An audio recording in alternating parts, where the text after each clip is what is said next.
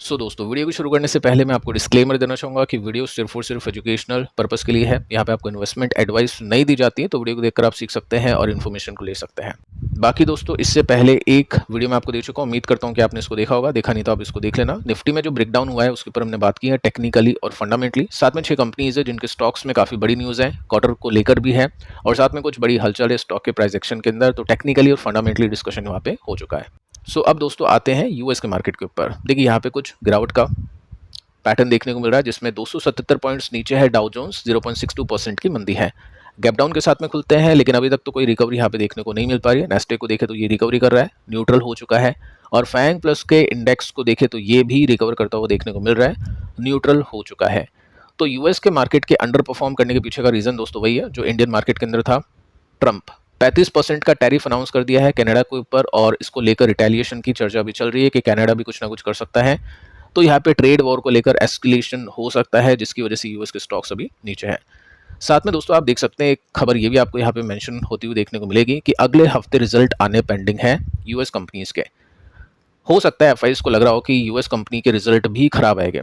भी मैं आपको क्यों बोल रहा हूँ, क्योंकि इंडियन कंपनीज के रिजल्ट अभी तक तो अच्छे आए नहीं है। टोटल हमने 4 कंपनीज के ऊपर बातचीत की है, जिसमें से 3 कंपनी के स्टॉक क्रैश हो चुके हैं और 1 कंपनी का स्टॉक ऊपर गया है। इस वीडियो में भी एक कंपनी मैं आपको बताऊंगा जो बड़ी कंपनी है जिसके रिजल्ट आए हैं और रिजल्ट इसके भी खराब है। तो रेशियो दोस्तों कुछ ऐसा बैठ जाता है कि 5 कंपनीज में से 4 कंपनीज के रिजल्ट खराब है, 1 कंपनी का रिजल्ट अच्छा है। तो रेशियो बहुत ही ख़राब है। अगर ऐसा ही चला तो फिर ठीक है, मार्केट के अंदर भी हम दबाव देखने की कोशिश कर सकते हैं, और यूएस के देखते हैं कंपनीज़ के रिजल्ट कैसे आते हैं, क्योंकि काफ़ी इन्वेस्टर्स हैं जो फैंग में भी इन्वेस्टिंग करते हैं, साथ में नैस्डैक में भी इन्वेस्टिंग करते हैं और डायरेक्ट कंपनी के स्टॉक्स को भी खरीदते हैं। अब देखिए दोस्तों, एक बड़ी खबर मैं आपको देना चाहूँगा कि इंडिया का डायरेक्ट टैक्स कलेक्शन गिर चुका है 1.3% के साथ में। अप्रैल से लेकर जुलाई तक का डेटा आपके सामने है। अब देखिए इम्पैक्ट इसका कैसा हो सकता है स्टॉक्स के ऊपर, मार्केट के ऊपर। देखिए नेगेटिवली इम्पैक्ट नॉर्मली होता है। अभी आप देखोगे तो यहाँ पे टैक्स कलेक्शन गिरा है, इनकम टैक्स, डायरेक्ट टैक्स, और उसके पीछे के रीज़न हो सकते हैं कि लोगों की इनकम नहीं बढ़ी होगी, या फिर इनकम बढ़ी होगी तो टैक्स नहीं दिया होगा। नॉर्मली ये रीज़न होता नहीं है, इनकम बढ़ी नहीं होगी तो टैक्स कलेक्शन यहाँ पे कम हुआ है। तो टैक्स कलेक्शन कम होना यानी इनकम का नहीं बढ़ना या कम बढ़ना। अब जब भी ऐसा होता है तो जो भी कंज्यूमर है, कस्टमर्स है, इनकम नहीं होगी, कम होगी तो स्पेंडिंग कम होगी। अगर प्रोडक्ट्स कम खरीदेगी कंपनीज़ के तो नंबर्स अच्छे नहीं आएंगे, प्रॉफिट के अंदर ग्रोथ नहीं होगी, तो वो स्लो डाउन का एक संकेत हो जाता है कि स्लो डाउन चल रहा है, हो सकता है इकोनॉमी में। ये लगातार अगर डेटा कम आता है ना तो उसको एक सिग्नल मानेगा, लेकिन ये शॉर्ट टर्म में डेटा अगर थोड़ा सा वीक आ जाता है तो ऐसी कोई बड़ी बात होती नहीं है। साथ में दोस्तों ये जो डेटा है ये बहुत अच्छा डेटा है इन्फ्लेशन को लेकर। डिमांड कम होगी तो प्रोडक्ट्स के प्राइसेस कम होते हैं, और रेट कट हो सकता है, इंडियन स्टॉक्स में पैसे आ सकते हैं। लेकिन मैं आपको एक पॉइंट बताना चाहूँगा कि इन्फ्लेशन के ऊपर जो डिस्कशन हो रहा है वो सब शॉर्ट टर्म बेसिस में हो रहा है, लेकिन लॉन्ग टर्म में इन्फ्लेशन अच्छा होता है। कैसे अच्छा होता है, आपने देखा काफ़ी सारी कंट्रीज़ है जिनके स्टॉक मार्केट नहीं चलते हैं 10-10, 15-15 साल में। उसके पीछे का रीज़न है वहाँ पे इन्फ्लेशन ही नहीं है, तो वहाँ पे ग्रोथ ही नहीं है। ग्रोथ और इन्फ्लेशन दोनों साथ साथ कनेक्ट करते हैं। इन्फ्लेशन क्या है? महंगाई है। महंगाई कब होती है? जब डिमांड बढ़ती है प्रोडक्ट्स की, और डिमांड बढ़ेगी तो क्या होगा? प्रोडक्ट्स ज़्यादा बिकेंगे, ग्रोथ आएगी कंपनीज में, तो पैसे बनते हैं मार्केट के अंदर। लेकिन डिमांड बढ़ेगी तो स्टॉक के प्राइजेस के साथ में जो प्रोडक्ट्स हैं उनके प्राइजेस भी बढ़ेंगे, तो दोनों साथ साथ चलते हैं। तो अगर इन्फ्लेशन का पेस ऐसा है, यानी इस रफ्तार में इन्फ्लेशन बढ़ रहा है, एकदम से कुछ ऐसा हो जाता है जिससे इन्फ्लेशन यहाँ पे पहुँच जाता है, तो उसको कम करने के लिए सरकार कदम उठाती है वापस से उसी पेस में लाने के लिए। तो इन्फ्लेशन सही है लॉन्ग टर्म के लिए, अगर ग्रोथ आती है मार्केट के अंदर तो, और नॉर्मली इन्फ्लेशन एक ग्रोथ का ही सिग्नल होता है। बाकी ठीक है, डेटा कुछ ऐसा है, देखते हैं कि मंडे को किस तरह का इम्पैक्ट यहाँ पे देखने को मिलेगा।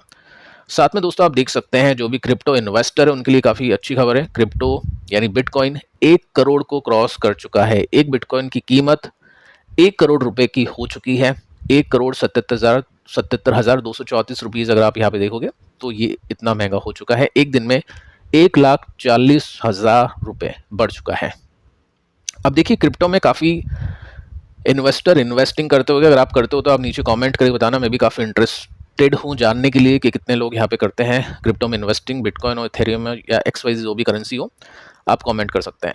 अब देखिए यहाँ पे क्या है, सरकार को इसको लेकर कुछ खास रेगुलेशन या फिर जो भी हम बोल सकते हैं एक फ्रेमवर्क बनाने की इच्छा नहीं है। हो सकता है अभी कुछ नया लगता हो यहाँ पे, क्रिप्टो में, क्योंकि यूएस मार्केट के अंदर तो कुछ नई बात है नहीं। साथ में इसके ऊपर टैक्स भी बहुत ज़्यादा है, ठीक है, तो टैक्स भी काफ़ी ज़्यादा है, तो काफ़ी लोग क्रिप्टो मार्केट में इन्वेस्टिंग नहीं करते हैं इस रीज़न की वजह से। लेकिन दोस्तों ये रीज़न तो चलो है ही, एक और रीज़न आपको पता होना चाहिए कि यहाँ पे अगर कुछ ग्रोथ है, यानी जैसे अगर मैं आपको इंडेक्स की बात करूँ तो क्या है, अपने पास में निफ्टी है इन्वेस्टिंग करने के लिए, अपने पास में नैस्डैक इन्वेस्टिंग करने के लिए, अपने पास में बैंक निफ्टी है इन्वेस्टिंग करने के लिए, ठीक है। चाइना के मार्केट के अंदर भी इन्वेस्टिंग हो सकती है, किसी ने क्वेश्चन किया था, तो अभी आपने हो सकता है न्यूज़ देखी होगी चाइना को लेकर कुछ प्लस न्यूज़ है, बट ऐसा नहीं है कि आप चाइना में चले जाओ, आप इन्वेस्टिंग मतलब इंडिया में रह के चाइना में इन्वेस्टिंग कर दो, वो सब नहीं होती। लेकिन चलो ठीक है, अपने पास में मार्केट अवेलेबल है, अपने पास में फैंग अवेलेबल है, तो यहाँ पे सबसे अच्छी जो ग्रोथ है कौन सा इंडेक्स देता है, ये फैंग देता है। लेकिन सबसे ज़्यादा कौन सा इंडेक्स गिरता है, ये फैंग ही गिरता है। तो जहाँ पे ज़्यादा ग्रोथ है वहाँ पे डिक्लाइन भी ज़्यादा है, वहाँ पे गिरावट भी ज़्यादा है। जैसे आपने यहाँ पे नोटिस किया पिछले 5 साल में कितना पैसा बना, 1351% के रिटर्न, यानी पिछले 5 साल में 14 गुना पैसा यहाँ पे बन चुका है। लेकिन उस 14 गुना पैसे को कमाने के लिए जो इंडेक्स 21-22 में गिरा था 20%, ये गिर गया था 70%। यहाँ पे 70 तो ऐसे ही दिख रहा है, ये हो सकता है 75-80% गिर गया हो। अगर आप इसको टेक्निकल चार्ट के फॉर्मेट के अंदर देखोगे तो आपको 80% आपकी वेल्थ गायब होती हुई देखने को मिलेगी जो भी आपने बिटकॉइन में इन्वेस्ट की है। लेकिन अगर वो गिरा और आपने इन्वेस्टिंग की तो आपको बहुत अच्छा रिवॉर्ड भी मिलेगा। अगर वो चीज़ हम देखें इंडेक्स में तो फैंग है जिसमें अच्छे रिटर्न्स बन जाते हैं, अब इन्वेस्टर्स को रिवॉर्ड भी मिल रहा है। अब यहाँ पे अगर आप देखोगे ना तो 2016 से आई थिंक का ये चार्ट है, और तब से लेकर अभी तक 33,000% के रिटर्न्स बन चुके हैं। लेकिन इसको कमाने के लिए 2018 में इन्वेस्टर ने 80% गंवाए भी थे, ठीक है। तो ये बहुत ज़्यादा वॉलेटाइल है, बहुत अच्छी ग्रोथ इसमें मिल जाती है। टैक्स तो पे कर ही देंगे लोग, अगर बहुत अच्छे पैसे बन जाएंगे तो उसमें कोई दिक्कत नहीं है। लेकिन सरकार को टैक्स यहाँ पे कम करना चाहिए और भी कुछ फ्रेमवर्क यहाँ पे लोगों के लिए लाने चाहिए, ऐसा मुझे लगता है पर्सनली। बाकी देखो जहाँ पे ग्रोथ है वहाँ पे फियर या फिर वहाँ पे हम बोल सकते हैं रिस्क भी बहुत ज़्यादा है। सो अब दोस्तों हम बात करते हैं कुछ कंपनीज को लेकर कुछ बड़ी खबरों के साथ में डी मार्ट है, इसके Q1 के रिजल्ट आज के दिन आ चुके हैं। पहली बार डी मार्ट ने आई थिंक जितने भी टाइम से अपन देख पा रहे हैं सैटरडे को रिजल्ट ना देके फ्राइडे के दिन यानी शुक्रवार वाले दिन रिजल्ट को अनाउंस किया है। तो क्या रिजल्ट अच्छे हैं या खराब है उसको चेकआउट करते हैं। बाकी दोस्तों टाटा एलेक्सी के ऊपर हमने बातचीत की थी कि स्टॉक ने बहुत शानदार रिकवरी दी। उसके पीछे अगर रीजन अपन ने ये देखा था कि हो सकता है कुछ ना कुछ कॉन कॉल के अंदर या मैनेजमेंट कमेंट्री के अंदर अच्छा सुनने को मिला हो, तो वैसे ही था। मैं आपको डेटा देना चाहूँगा जिसके अंदर आप देखोगे 8:30 बजे के आसपास की न्यूज़ है। कंपनी ने प्रिडिक्शन की है कि सेकेंड हाफ में यानी अगले कुछ क्वार्टर्स में आपको रिकवरी इसमें देखने को मिलेगी। यहाँ पे इसने बोला है कि इसके जो 2 मेन बिजनेसेस हैं वो बाउंस बैक करेंगे Q2 में। साथ में अगर आप देखोगे ना तो यहाँ पे भी मेंशन कर रखा है कि मैनेजमेंट ने प्रिडिक्शन की कि स्ट्रॉन्गर परफॉर्मेंस नेक्स्ट क्वार्टर। तो जब भी मैनेजमेंट की इस तरह से कमेंट्री आती है स्टॉक के प्राइस में उसका रिफ्लेक्शन आता है। नो डाउट यहाँ पे प्लस में क्लोजिंग नहीं हुई है, लेकिन यहाँ पे एक अच्छी खासी रिकवरी इसी वजह से देखने को मिली है। अब दोस्तों बात करते हैं नेक्स्ट कंपनी को लेकर जिसका नाम है फाइन ऑर्गेनिक्स। 1.32% की तेजी के साथ में स्टॉक ने क्लोज किया। 15,000 करोड़ का मार्केट कैप में, ओलियो केमिकल में लीडर है। 38 का पी रेशियो आप इस कंपनी का नोट कर सकते हैं। अब यहाँ पे दोस्तों रीज़न क्या है, चलो एक बार मैं आपको सिचुएशन भी बता देता हूँ। ये एक सपोर्ट है, यहाँ पे ऊपर जाने की स्टॉक कोशिश कर रहा है, सपोर्ट रेसिस्टेंस अब ये चल रहा है। टेक्निकल चार्ट में थोड़ा सा और क्लियर इसमें देखने को मिलेगा, तो आप उसको देख लेना। दोस्तों न्यूज़ ये है कि इस कंपनी की जो अमेरिकन कंपनी है उसने एक्वायर कर लिया है 160 एकड़ जमीन साउथ कैरोलिना में, ठीक है। तो यहाँ पे एक्विजिशन किया है और ऑब्वियस है फैक्ट्री लगाने के लिए एक्विजिशन किया होगा। अब इसमें देखते हैं इम्पैक्ट कैसा होता है। बाकी आई थिंक ये ओपन मार्केट की न्यूज़ है। इम्पैक्ट इसमें आप देख चुके हैं, 1% के साथ में स्टॉक आज चला था। इसके भी रिजल्ट आएंगे जब अपन बातचीत करते हैं। केमिकल कंपनीज को लेकर अभी तक आए नहीं है किसी भी कंपनी के, ठीक है। नेक्स्ट जो कंपनी इसका नाम है वेल्थ फर्स्ट पोर्टफोलियो। 12 बजे के आसपास की न्यूज़ है और इसमें 1.33% के साथ में स्टॉक नीचे जाके बंद हुआ। कंपनी को हरी झंडी मिल चुकी है काम करने के लिए डायरेक्ट इंश्योरेंस ब्रोकर के रूप में। जैसे पॉलिसी बाजार है, पीबी फिनटेक है, उस तरह का काम ये कंपनी करेगी। 12 बजे के आसपास की न्यूज़ है। अब किस स्केल पर करेगी, कितनी टैक इसके पास में है, उसके हिसाब से मार्केट इसको जज करेगा। तो यहाँ पे तो कुछ लगा नहीं मार्केट को कुछ खास, तो 1.33% की गिरावट के साथ में स्टॉक ने क्लोज किया है। बाकी दोस्तों इसके भी टेक्निकल चार्ट के ऊपर आप देखना, क्योंकि एक इंटरेस्टिंग ब्रेकआउट इसमें मिला था। कौन कौन सी कंपनीज की तरह ये कप एंड हैंडल पैटर्न के ब्रेकआउट्स हमने देखे थे, जिसमें हमने इस कंपनी के ऊपर बातचीत की थी। साथ में हमने बातचीत की थी नेट वेब के ऊपर, पिछले वीडियो में डिस्कशन हम उसमें हो चुका है। वारी एनर्जीज, केपीआईटी, ये कुछ कंपनीज है जो इस तरह के पैटर्न्स को बना रही है। बाकी अगर आप देखोगे तो यहाँ पे आपको सिचुएशन देखने को मिलेगी कि ये था सपोर्ट अभी मतलब रेसिस्टेंस था और ये इसका अभी सपोर्ट बन चुका है। अगली जो कंपनी है दोस्तों, इसका नाम है रेलटेल। इसके पास में ऑर्डर मिल चुका है, तकरीबन 102 मिलियन रुपीस का ऑर्डर मिल चुका है। 4 बजे के आसपास की न्यूज़ है, मंडे के दिन इम्पैक्ट होगा स्टॉक के प्राइजेस में। बाकी ऑर्डर पे ऑर्डर इनको मिल तो रहे हैं, लेकिन जो मैंने आपको स्क्रीनर पे ग्रोथ दिखाई है कंपनी की, साथ में स्टॉक के प्राइस की, जिसमें हमने देखा स्टॉक के प्राइस तो बहुत ज़्यादा तेज़ी से बढ़ रहे हैं, लेकिन कंपनी का प्रॉफिट नहीं बढ़ पा रहा है।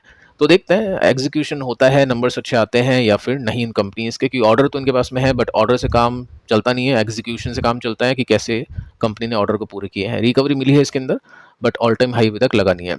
राइट्स को लेकर भी दोस्तों एक न्यूज़ है, 468 मिलियन रुपीज़ का ऑर्डर इसको मिल चुका है कंस्ट्रक्शन का। इसको भी एक रेलवे कंपनीज के रूप में हम देख सकते हैं, यहाँ पे भी एक रिकवरी मिली है, बट ऑल टाइम हाई अभी तक इसने नहीं छुआ है। एक और कंपनी है आरवीएनएल, इसको भी एक अच्छा ऑर्डर मिल चुका है 2.13 बिलियन रुपीज़ का, और ये भी जो ऑर्डर मिला है आफ्टर मार्केट क्लोजिंग मिला है। तो मंडे के दिन रेलवे कंपनीज के स्टॉक्स भी इन्वेस्टर्स के रडार पे हो गए, फोकस में हो गए। इसमें ज़्यादा कुछ खास रिकवरी मिली नहीं है, क्योंकि इसकी वैल्यूएशन बहुत ज़्यादा है, लेकिन कंपनी के पास में सबसे ज़्यादा ऑर्डर है, सबसे बड़ी ऑर्डर बुक इस कंपनी की है। अगर एग्जीक्यूशन टाइमली हो जाता है तो बहुत अच्छी बात होगी कंपनी के इन्वेस्टर्स के लिए। अब इसके बाद में दोस्तों नेक्स्ट कंपनी है ओलेक्ट्रा ग्रीन टेक। स्टॉक ने आज 1.41% की मंदी के साथ में क्लोज किया, और जो न्यूज़ आई है इसमें आफ्टर मार्केट क्लोजिंग आई है 6:19 के आसपास। देखो कंपनी ने परचेज किए और ज़्यादा स्टॉक्स, 26% की ओनरशिप रखने के लिए एक कंपनी है जिसका नाम यहाँ पे आप नोट कर सकते हैं। तो कंपनी अगर इस कंपनी को खरीद रही है तो कोई तो बात होगी, बिजनेस को इंप्रूव करने के लिए कोशिश की जा रही है। साथ में आपने एक बड़ी खबर देखी थी जिसके अंदर हमने 2 जुलाई को बातचीत की थी कि सरकार ने रिलीज़ किया है एक बहुत बड़ा टेंडर, जिसके अंदर 10,900 ई बसेस सरकार मंगाएगी, खरीदेगी। बेंगलुरु में यहाँ पे बहुत ज़्यादा एलोकेशन है, यानी मैक्सिमम जो बसेज है वो आपके लिए मंगाई जा रही है, और ऑब्वियस है जो भी लीडर होगा उसको बेनिफिट इसका मिलेगा। तो इसके भी अगर हम स्टॉक के प्राइस एक्शन को देखें तो यहाँ पे एक अच्छी गिरावट थी, उसके बाद में रिकवरी, यहाँ पे गिरावट है, स्टॉक थोड़ा थोड़ा करके रिकवर हो रहा है। अगर इसमें अच्छे नंबर्स आते हैं तो रिकवरी फास्ट हो सकती है, अगर नंबर्स खराब आते हैं तो रिकवरी में डिले हो सकता है। इसके बाद में दोस्तों इन्फोसिस को लेकर भी एक खबर है, जो कि आफ्टर मार्केट क्लोजिंग शाम को 6 बजे के आसपास आई है, और इसमें अगर आप देखोगे तो एक सब्सिडरी कंपनी है इन्फोसिस की, जिसका नेम आप यहाँ पे नोट कर सकते हैं, यानी इन्फोसिस की ही कंपनी है। अगर इसको प्रॉफिट होगा तो इन्फोसिस के ऊपर इम्पैक्ट होगा, और लॉसेज हो गए तो इन्फोसिस के ऊपर इम्पैक्ट होगा। इसने दोस्तों सेटलमेंट किया है, सिक्योरिटी ब्रीच के आरोप लगे थे इसके ऊपर। कितना पैसा दिया है? 125 यानी $1,25,000 का फाइन दिया है, लेकिन कंपनी ने मना किया कि हमने कोई भी गलत काम नहीं किया, लेकिन फिर भी कंपनी को फाइन देना पड़ गया। तो देखते हैं क्या इम्पैक्ट होता है। बाकी इन्फोसिस के लिए कोई बड़ी अमाउंट नहीं है, लेकिन ठीक है, जो भी न्यूज़ थी वो मैंने आपको यहाँ पे बताने की कोशिश की है, ताकि देखें अपन कि इसमें कैसे रिजल्ट आते हैं। टीसीएस में तो रिजल्ट अच्छे आए नहीं है। अब बड़ी कंपनी की बात करें तो इसी से भरोसा है इन्वेस्टर्स का। अब देखो दोस्तों, डीमार्ट के रिजल्ट आउट हो चुके हैं, उसको चेक कर लेते हैं। आफ्टर मार्केट क्लोजिंग आए हैं, ज़्यादा कुछ दिखाने की बात नहीं है, क्योंकि यहाँ पे आप सीधा नोट कर पा रहे होगे कि एस्टिमेट हो चुकी है मिस। प्रॉफिट फ्लैट है, गिरे नहीं है और ना ही बढ़े हैं। 773 करोड़ के प्रॉफिट थे पिछले साल इसी क्वार्टर में, इस बार भी 773 करोड़ के ही प्रॉफिट है। लेकिन जो कंपनी का रेवेन्यू है वो 16% के साथ में बढ़ चुका है। तो कंपनी की सेल्स बढ़ रही है, बट कंपनी का प्रॉफिट नहीं बढ़ पा रहा है। तो जो प्रॉब्लम इसमें काफ़ी टाइम से चल रही है, आज भी वो प्रॉब्लम इसमें कायम है। अब आप देखोगे तो एस्टिमेट कुछ ऐसी थी 16,580 करोड़ के आसपास की, और 16,360 करोड़ का रेवेन्यू है, ये भी कुछ थोड़ा सा कम है एक्सपेक्टेशन से। एबिटा की बात करें तो 6% है ये, और ये कितना हो चुका है? 1300 करोड़ का हो चुका है, लेकिन मार्केट की एक्सपेक्टेशन 1354 करोड़ की थी, तो ये भी एक्सपेक्टेशन से नीचे है। मार्जिन की बात करें तो यहाँ पे एस्टिमेट था 8.2% का, लेकिन 7.9% के मार्जिन है, तो इसको भी हम एक्सपेक्टेशन से कम देखेंगे। नेट प्रॉफिट की बात करें तो 772 करोड़ का प्रॉफिट है, लेकिन एक्सपेक्टेशन थी 880 करोड़ की, तो यहाँ पे भी काफ़ी अच्छी एक्सपेक्टेशन हो चुकी है इसमें मिस। साथ में दोस्तों मैनेजमेंट कमेंट्री को भी देख लेते हैं। रेवेन्यू ग्रोथ इम्पैक्ट कर चुकी है नेगेटिवली, यानी और अच्छा हो सकता था। तकरीबन 1% 1.5% के आसपास का इम्पैक्ट हुआ है नेगेटिवली। उसके पीछे का रीज़न है डिफ्लेशन। इन्फ्लेशन यानी प्राइजेस का बढ़ना, डिफ्लेशन यानी प्राइजेस का गिरना। अभी काफ़ी सारी कंपनीज़ के प्रोडक्ट्स के प्राइजेस नीचे गए हैं, तो कम प्राइस के प्रोडक्ट्स बेचेंगे तो सेल्स कम होती है, तो वो एक रीज़न यहाँ पे बताने की कोशिश की है। मार्जिन के ऊपर दोस्तों प्रेशर पड़ा है, क्योंकि इन्फ्लेशन है। अब मार्जिन के ऊपर इन्फ्लेशन आ गया, वहाँ पे डिफ्लेशन है। इन्फ्लेशन कैसे आ गया, महंगाई कैसे हो गई? क्योंकि कॉम्पिटिटिव एडवांटेज अभी कंपनीज़ के पास में कम है, एफएमसीजी प्लेयर्स आपस में लड़ रहे हैं, प्राइस वॉर वहाँ पे चल रहा है, तो सस्ते दाम में इनको प्रोडक्ट्स को बेचना अभी पड़ रहा है। साथ में अगर आप देखोगे ना तो ऑपरेटिंग जो लागत है ना वो भी इस कंपनी की बड़ी है। उसके पीछे का रीज़न है अपनी सर्विस को इम्प्रूव करने के लिए, कैपेसिटी बिल्ड करने के लिए, और इस वजह से जो एम्प्लॉयज़ आ रहे हैं एंट्री लेवल पे उनको ज़्यादा पेमेंट ये कंपनी करने की कोशिश करी है। तो तीनों पॉइंट पे हम बोलेंगे कंपनी के लिए चीज़ें नेगेटिवली यहाँ पे साबित होती हुई देखने को मिल पा रही है। अब स्टॉक का प्राइस देखें तो डिफेंसिव कंपनी तो है, ग्रोथ तो अभी है नहीं कुछ खास, लेकिन चलो ठीक है, यहाँ पे जो मेजर सपोर्ट है वो नहीं टूट पाते हैं। जैसे ये रेसिस्टेंस था, ये सपोर्ट था, नहीं टूटा, ये रेसिस्टेंस, ये सपोर्ट नहीं टूटा। अब ये रेसिस्टेंस, ये सपोर्ट काफ़ी टाइम से मेंटेन है और स्टॉक अभी स्लोली स्लोली ऊपर जाने की कोशिश करता हुआ देखने को मिल रहा है। देखते हैं दोस्तों कल इसमें मंडे को इसमें ब्रेक लगता है तेजी में या फिर नहीं। बाकी पैटर्न आप कुछ इस तरह से इसमें नोट करके चल सकते हैं। आपको क्या लग रहा है कितने परसेंट के साथ में स्टॉक कल के दिन यानी मंडे के दिन गिरना चाहिए या फिर तेजी हो सकती है, आप चाहे तो कमेंट करके बता सकते हैं। तो फिलहाल दोस्तों इस वीडियो में इतना ही। पिछले वीडियो को आप देख लेना। मिलते हैं कल किसी और वीडियो में किसी और इन्फॉर्मेशन के साथ। तब तक के लिए शुभ रात्रि।